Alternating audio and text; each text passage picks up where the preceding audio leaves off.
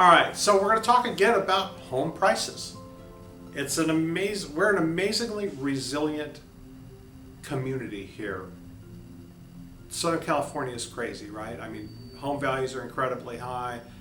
For most people, it's the majority of their wealth at the end of the day. So buying a home is really the smart thing to do in this area. It's always tricky, though, to talk about home prices because you could say, well, in Los Alamitos, just for example, in Los Alamitos, 4 weeks ago, the median price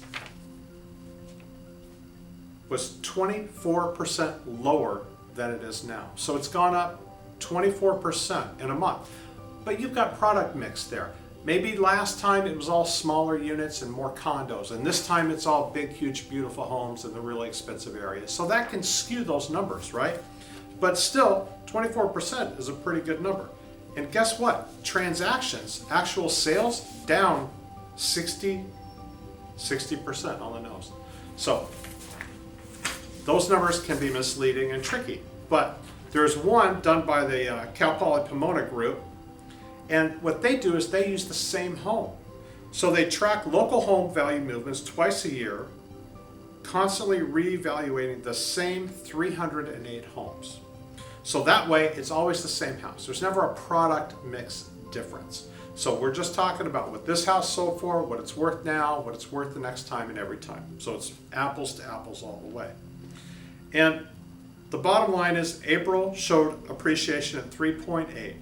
That was faster than the 2.8% gains found in October. Now October, maybe, it's coming off the summer, it's coming into the holidays. Okay, maybe. But price increases are still below the 5.3% seen in April 2019. Well, but we can't sustain, incredible increases. We have to have moderate increases. If you want a market that's healthy, then it needs to go up at a reasonable rate. If it goes up too fast, we can't keep up with it. So when these news articles talk about, well, yeah, but we're not as good as we were, well, maybe we're not as bad as we were. Maybe we're actually better than we were. Maybe we're in a sustainable groove instead of an unsustainable groove. So that's something to think about. LA County up 3.5% in April. 6 months ago, 2.8. A year ago, up 6%. 5-year average, 6.02. Homes are going up. So my last thought on that, one thing before I say that, bubbly. So Jonathan Lansner and the Orange County Register, read him all the time. On a scale of bubbles, right? So 0 to 5 bubbles. Bubble is we're in a bubble. It's going to burst. We're at 5. No, we're at one bubble right now. So all this talk about how high prices are and they're going to come down, well, maybe, but certainly not imminently. And then prices continue to go up. What happens? People have been saying prices are going to come down for quite a while, right? 2019, we were too high. We were going to have a recession, right? Now it's 2020.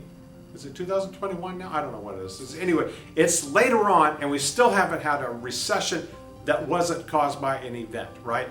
Housing prices are still strong, which we talked about many times on these videos. Housing prices are still going up, even though we are in a quote-unquote catastrophic situation regarding money, business, incomes, all those things, right? So I think you just need to be aware of what the market is. It's still going up. And if you're waiting for it to go down, the question I have for you is, how high will it have to go before you decide it's come down enough to be worth to buy? And what if, while you're waiting for it to come back down, after it continues to just get higher and higher, so it's only, we're here now, is it going to get to here and then come back down to here? You're still paying a lot more. Plus, when we get to here, I don't know if I'm on the screen, when we get to up here, your interest rates are probably going to be higher. I don't know how long we can sustain 3% interest rates. So keep that in mind as you consider whether or not you can afford to buy a home or not.